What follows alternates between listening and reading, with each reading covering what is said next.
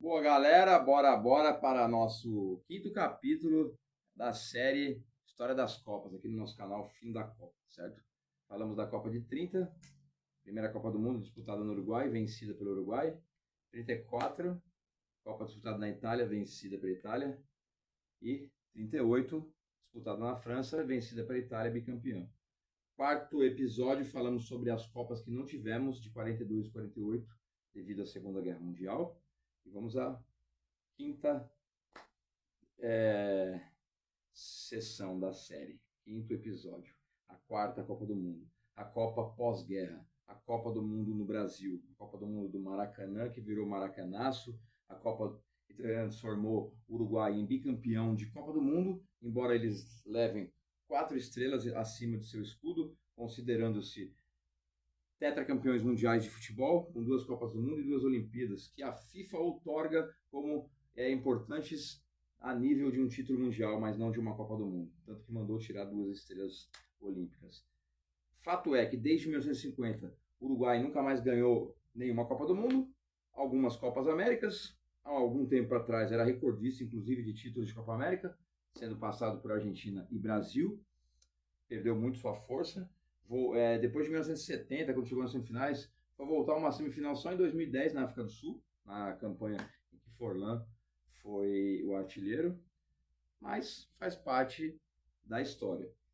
Antes de a gente falar sobre tudo que aconteceu na Copa de 50, nosso resumo, com bases muito no Wikipédia do Google, vale lembrar que foi uma Copa que o Brasil disputou de forma esplendosa, enchendo os estádios, levando o maior recorde de público de uma torcida para um estádio de futebol, numa final de Copa do Mundo e em qualquer outra ocasião. Mais de 200 mil pessoas no Maracanã presenciaram a virada do Uruguai de 2-1, né? E perdemos aquele título que para muitos é até hoje o maior drama da história do futebol brasileiro. A maior vergonha foi o 7-1, mas o Brasil já era pentacampeão do mundo. E o que se tornou mais inadmissível também uma derrota daquela para a Alemanha. Mas em 50 o Brasil ainda não tinha uma Copa do Mundo. O Brasil ainda não era o Brasil. O Brasil ainda não era conhecido lá fora como o país do futebol. Pelé ainda não tinha surgido.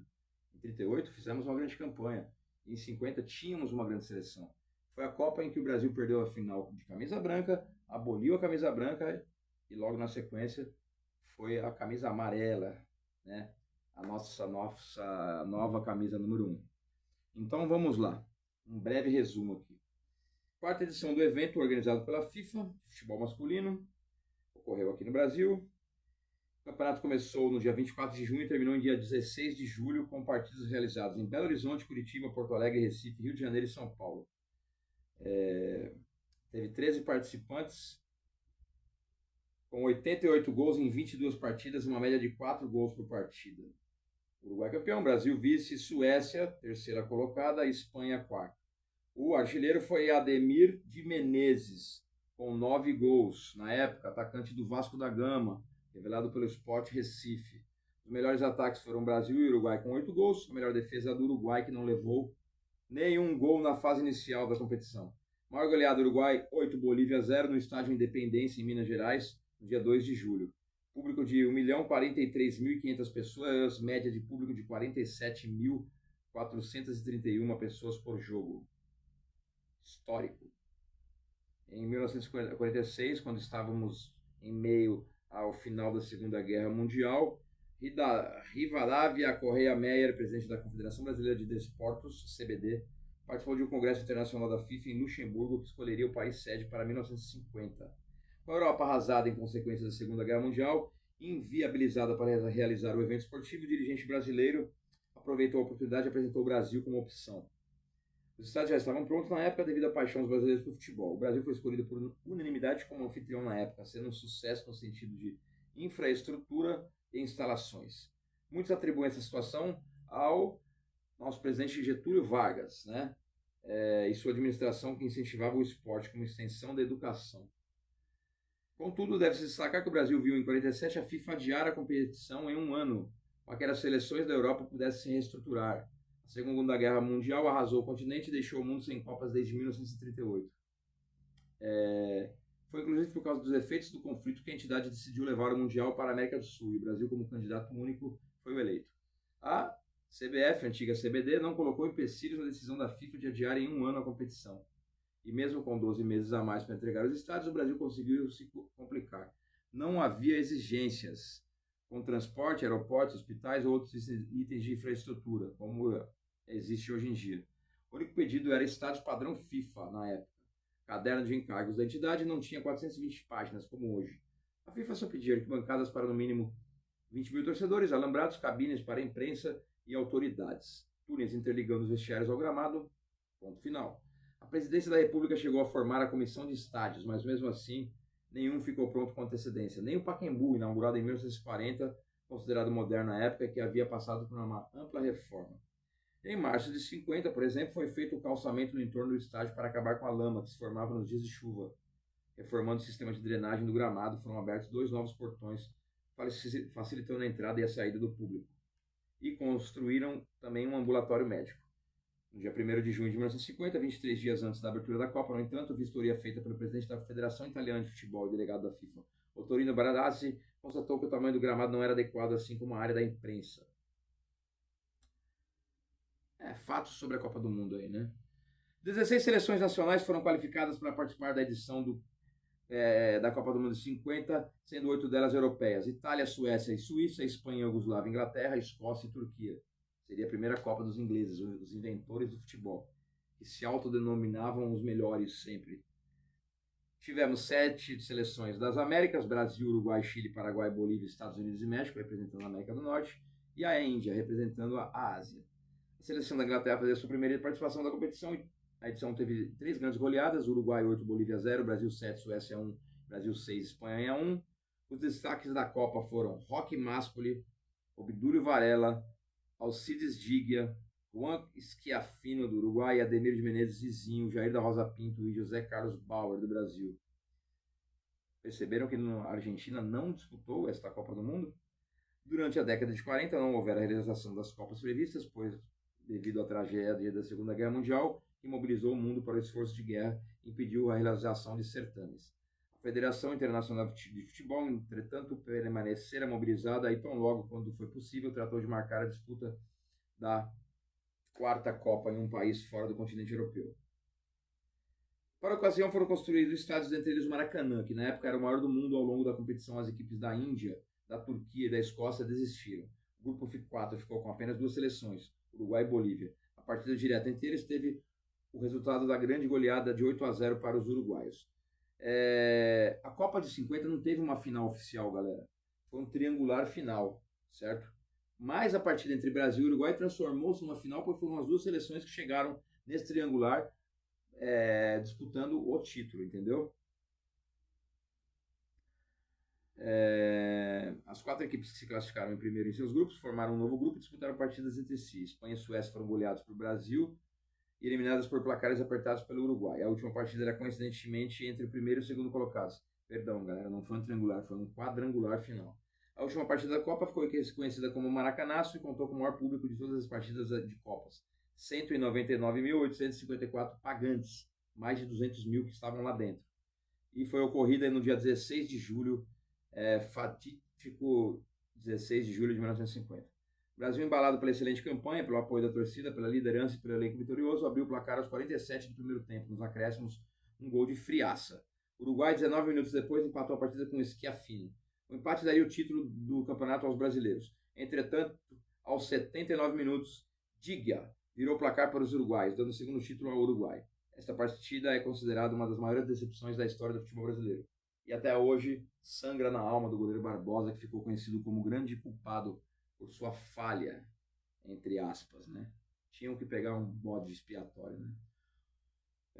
Ottorino Barazzi, juntamente com Stanley House e Sotero Cosme, foram um trio formador da comissão organizadora da Copa de 50. Além da Copa do Mundo, o Rivadavia também organizou outras competições internacionais no Brasil. Em 52 também chamou o Mundial Interclubes, chamado de Copa Rio. Semelhante modo ocorreu a competição internacional do torneio octagonal Rivadavia.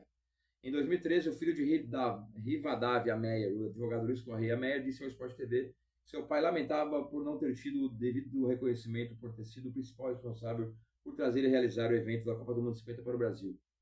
Coitadinho, né?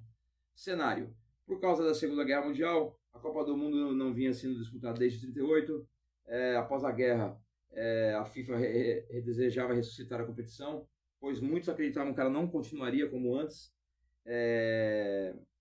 No pós-guerra, a maior parte do continente europeu estava em ruínas. Como resultado, a Federação Internacional teve alguma dificuldade em encontrar países interessados em sediar o evento, uma vez que muitos governos acreditavam que o cenário mundial não favorecia uma celebração. Atenção, galera, estamos prestes a ter uma Copa, né, de 2026 que está em meio a uma guerra entre país sede e país classificado, e provavelmente entre outros que vão entrar. Por algum tempo, a Copa do Mundo esteve em risco de não ser realizada por causa de uma falta de interesse da comunidade internacional, até que o Brasil apresentou sua proposta em 1946, como já falamos. O Wikipedia repete muito nas falas. O evento estava planejado para 1949, mas foi adiado um ano a mais para que o Brasil chegasse do jeitinho que a FIFA queria, com todas as estruturas. Brasil e Alemanha haviam sido os principais candidatos a cancelar a Copa de 42, uma vez que tanto os torneios de 34 e 38 haviam sido sediados na Europa. Historiadores do futebol geralmente concordavam que em 42 provavelmente seria sediado já no Brasil. Tendo escolhido uma sede segura para o torneio, a Federação Internacional tratou de lidar com as eliminatórias. A Itália era de um interesse particular para a entidade que participasse, pois eram os atuais bicampeões mundiais. Mas o país estava se reconstruindo após o final da Segunda Guerra e havia pouco interesse por parte dos italianos de inscreverem a Azzurra, que foi convencida a participar. Porém, com os rumores que a FIFA teve que custear as viagens de que a seleção pudesse viajar até o Brasil, levando-se em conta também o trauma gerado pelo desastre aéreo da Super G, um ano antes, em 49, que além de tudo forçou uma renovação às pressas da seleção italiana.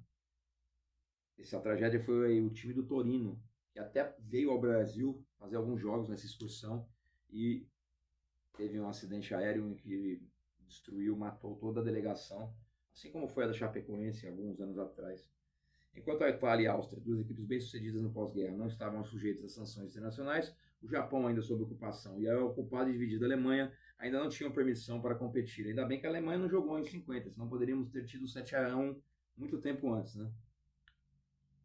Mentira, a Alemanha não iria chegar tão forte igual a de 2014 e o Brasil não iria perder de 7-1 em 50. A região do Sarre, ocupada pelos franceses, foi aceita pela Federação Internacional de Futebol. 2 semanas antes da Copa do Mundo, vários meses antes que a Federação de Futebol da Alemanha Ocidental fosse reinstalada.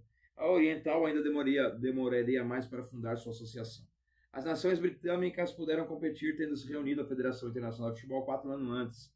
Após 17 anos do alto exílio, foi decidido que o British Home Championship de 49-50 serviria de eliminatória para o campeão e vice-classificando. A Inglaterra terminou em primeiro, a Escócia em segundo, mas os escoceses optaram por não participar da Copa. Só o faria se tivesse conquistado o primeiro posto, mesmo com os apelos dos capitães da seleção inglesa e da própria seleção escocesa. O presidente da Associação de Futebol da Escócia, George Graham, não mudou seu posicionamento. E a Inglaterra, em contrapartida, aceitou participar mesmo se não saísse vencedora, e foi vencedora e veio. 2 outros times, Turquia e Índia, também desistiram após se classificarem. A Índia não foi por uma série de fatores: impossibilidade de arcar com as despesas da viagem, problemas na seleção do time que levaram a falta de tempo para a preparação. Seria a primeira Copa da Índia, que nunca disputou uma Copa do Mundo.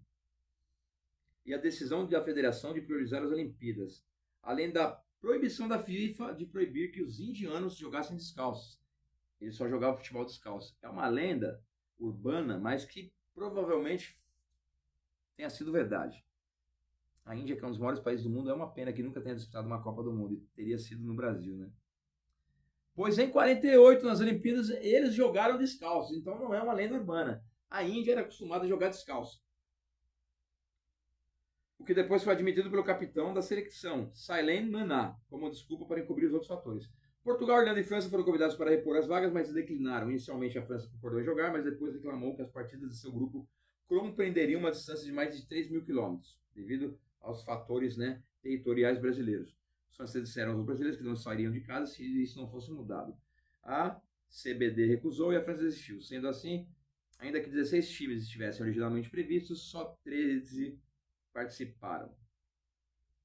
Os jogos foram no estádio Independência, em Belo Horizonte, antiga sede do 7 de Setembro Futebol Clube, com capacidade para 13 mil pessoas. Atualmente é o estádio do América Mineiro, Coelho.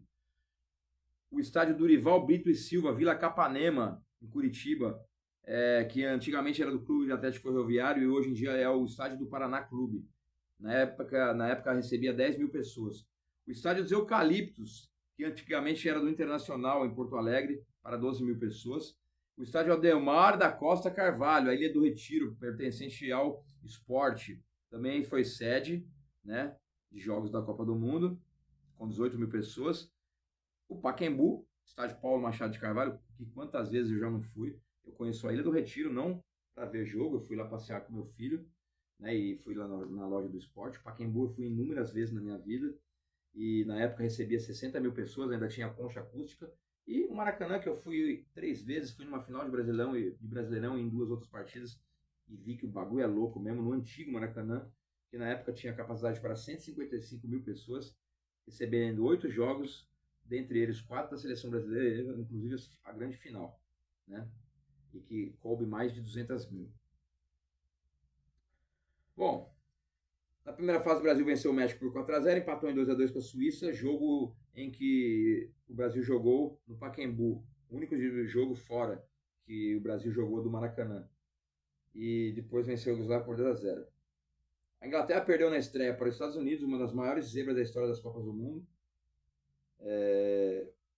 onde a classificada do grupo foi a Espanha, que venceu a Inglaterra depois por 1-0 e o Chile por 2-0, e os Estados Unidos por 3-1. O Uruguai, que só enfrentou a Bolívia em Belo Horizonte, goleou por 8-0, também se classificou para a quadrangular final. A Itália, bicampeã mundial, caiu na primeira fase, mas o time não era nem sombra de antes devido ao trágico acidente do Torino, que era a base da esquadra azzurra. E nesse grupo, os suecos passaram ao ganhar da Itália por 3-2 e empatar com o Paraguai em 2-2. No quadrangular, inédito e único em Copas, Brasil, Suécia, Espanha e Uruguai foram para o arrebento. Brasil 7-1 na Suécia, Brasil 6-1 na Espanha, que garantiram à seleção brasileira uma boa vantagem frente ao Uruguai, poder jogar pelo empate. Se fosse por saldo de gols, então. E o Uruguai foi para esse jogo depois de ter feito uma partida péssima com a Suécia, que estava perdendo e também virou. Se a Suécia tivesse ganho o jogo antes do Uruguai, o Brasil já seria campeão de 1950. O jogo final, conhecido como Maracanazo, derivado de uma expressão latina em espanhol, Maracanazo, usada pelos adversários para provocar os brasileiros. Aqui fala, né, sobre a desolação dos 200 mil torcedores, pois o Brasil jogava pelo empate, saiu na frente, tomou virada. O presidente da época da FIFA, Jules Rimet, né, que era o nome também do troféu, conta um caso curioso à época. Ao término do jogo, deveria entregar a Copa ao campeão do time vencedor. Uma vistosa guarda de honra se formaria desde a entrada do campo até o centro do gramado. Todo mundo já preparado para entregar para o capitão brasileiro. Depois que o público houvesse cantado o hino nacional, teria procedido a solene entrega do troféu. Faltando poucos minutos para terminar a partida, estava em 1-1 e ao Brasil bastava apenas o empate. Deixei meu lugar na tribuna de honra, já preparando os microfones, me dirigi aos vestiários, ensurdecido com a gritaria dos torcedores brasileiros. Aconselhado a descer devagar a escada até o vestiário, Gilles Rimet ia acompanhando por delegados da Federação Internacional de Futebol e dirigentes brasileiros a missão de proteger a Taça de Ouro junto com guardas armados. Seguindo pelo túnel em direção ao campo, na saída do túnel, um silêncio desolador tomou conta do estádio. Foi o momento em que o Uruguai fez o gol da virada. Não havia guarda de honra, nem hino nacional, nem entrega solene. Achei-me sozinho, disse Gilles Rimet, no meio da multidão, empurrado para todos os lados com a copa debaixo do braço. Gilles não conseguiu entregar a taça e decidiu se retirar, mas logo depois voltou e Obdúlio Varela recebeu a Copa, né, do mundo, que antigamente era a taça Gilles Rimet, que disse: estou feliz pela vitória que vocês acabam de conquistar, cheia de mérito, sobretudo por ter sido inesperada. Com minhas felicitações, parabéns aos uruguaios. Na tentativa de encontrar um culpado para a derrota, os brasileiros supersticiosos de plantão culparam a troca do local de concentração na véspera da final, ou ainda culpam o uniforme, alegando que este deu azar para a seleção, por isso nunca mais foi usado. A partir daí, a seleção abandonou o branco e passou a jogar com o seu clássico uniforme canarinho. Outros culpam o técnico Fábio Costa, porque 2 horas antes... culpam o Flávio Costa pelas 2 horas de missa na manhã do jogo, imposta pelo treinador e jogadores que rezaram de pé. Olha que loucura. Ele obrigou os jogadores a rezarem 2 horas de pé no dia da final, na parte da manhã. Curiosamente, nenhuma culpa foi atribuída à intermissão de dirigentes políticos, que atrapalhou a concentração dos jogadores antes do jogo decisivo, ou ao ufanismo e excesso de empolgação da imprensa, que levou a uma comemoração antecipada sem que tudo tivesse decidido. Que fala que sobre a desistência de Portugal. Sorteio, fase inicial, em que o Brasil terminou seu grupo com 5 pontos, a Iugoslávia com 4, Suíça com 3, México com nada. A Espanha em seu grupo fez 6, Inglaterra 2, Chile e Estados Unidos também 2. Suécia com 3 pontos se classificou, deixando a Itália com 2 e Paraguai com 1. E o Uruguai com uma simples vitória fez 2 pontos, que antigamente valiam 2 pontos. Quadrangular final a gente já passou aqui também, tudo que aconteceu. Brasil 7-1 na Suécia, Espanha 2, Uruguai 2, Brasil 6-1 na Espanha, Uruguai 3, Suécia 2. O jogo que eu falei, se tivesse dado um empate, o Uruguai não ia para a final nem podendo ganhar para ser campeão, o Brasil já seria campeão. O jogo foi no Pacaembu, né? O Uruguai virou um jogo em que a Suécia ganhava por 2-0. Depois a Suécia venceu a Espanha por 3-1, uma partida que foi teoricamente a disputa de terceiro lugar, e a final triste em que o Brasil perdeu para os uruguaios, que jogaram com o treinador Lopes Tejera e com os jogadores Varela, Maspori, Rodrigues Andrade, Didia, Júlio Pérez, Miguel Miguezes, Schiaffino e Moran. Eis aqui a foto dos campeões mundiais de 1950, o último Uruguai campeão mundial. O Ademir de Menezes do Brasil foi o artilheiro com 9 gols. Foi o brasileiro que fez mais gols na história de Copas do Mundo, com 5 gols. Estanislau Batzora, da Espanha, e Omar Oscar Miguez, do Uruguai, foram os vice-artilheiros. E com 4 gols, em terceiro lugar, Chico, do Brasil, Telmo Zarra, da Espanha, e Alcides Digia, do Uruguai. Particularidades. Alcides Digia, o carrasco da seleção brasileira de 50, morreu aos 88 anos, no dia 16 de julho de 2015, exatamente no mesmo dia que foi a final, 65 anos após a partida. Sendo ele o último jogador que ainda estava vivo daquela partida. Não temos mais nenhum jogador que jogou aquela final vivo para contar a história. Foi a primeira Copa a ter número nas camisas, no entanto a numeração não era fixa. Os números de 1 a 11 eram dados aos atletas que entravam jogando em cada partida. A numeração fixa só foi instituída no torneio seguinte, em 54, na Suíça. O iugoslavo Radko Mitic bateu a cabeça em uma viga do vestiário minutos antes do jogo contra o Brasil. O atacante foi obrigado a entrar em campo com atraso. Azar da Iugoslávia, que enquanto o Mitic estava no vestiário para receber seu curativo, tomou 1-0 do Brasil. Durante a Segunda Guerra Mundial, Julius Rimet transferiu a sede da FIFA de Paris para Zurique, como forma de evitar a influência nazista. Falava-se que havia um plano de Hitler para levar a entidade para Berlim. Ave Maria, já pensou?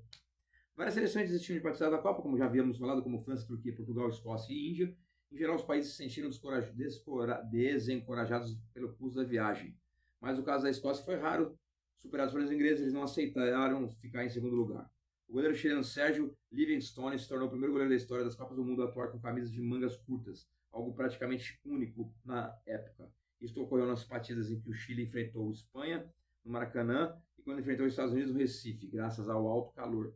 Com a não participação da França, Bélgica e Romênia, que haviam participado de todas as Copas anteriores, o Brasil se tornou o único país do mundo a enviar sua seleção a todas as edições do Mundial, marca que até hoje dura. É o único país que disputou todas as Copas do mundo.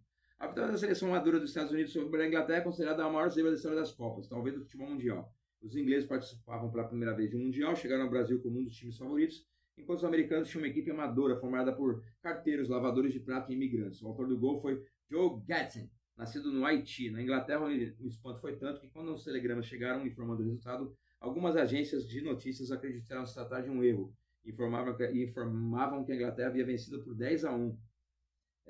Enquanto o Brasil goleava a Espanha, o público cantava a marchinha Touradas de Madrid.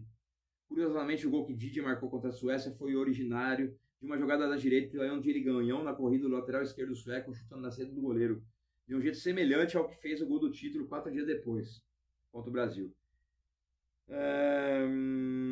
Falando sobre o público aqui,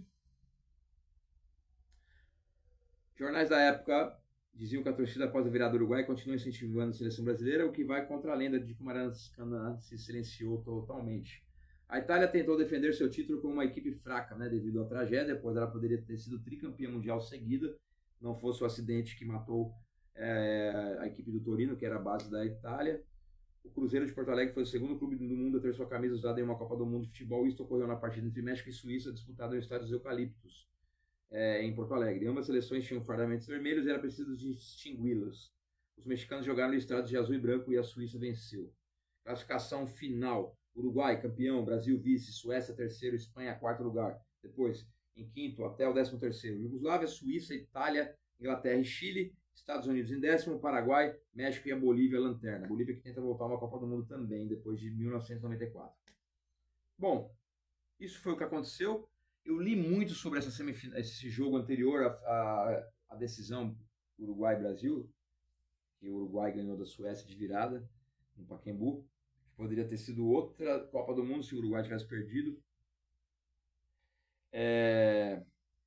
Essa Copa de 50 é muito emblemática para a história do futebol, pois também tem a lenda de que o Pelé, escutando o jogo de rádio com seu pai Dondinho, prometeu ao papai, lá em Três Corações, Minas Gerais, que daria um título mundial ao Brasil e que o pai nunca mais choraria numa próxima chegada do Brasil a uma final de Copa do Mundo, que aconteceu depois de 2 Copas, depois de 8 anos, em 58 na Suécia, quando o Brasil finalmente se tornou campeão mundial. Que é uma história para daqui 2 episódios. No próximo vamos falar sobre a Copa de 1954 na Suíça, quando a Alemanha se tornou campeã mundial pela primeira vez, a Alemanha Ocidental.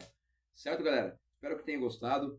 Deixem seus comentários, digam aí o que vocês estão achando desse seriado aí, dessa série. Se não estão gostando também, o que a gente pode melhorar.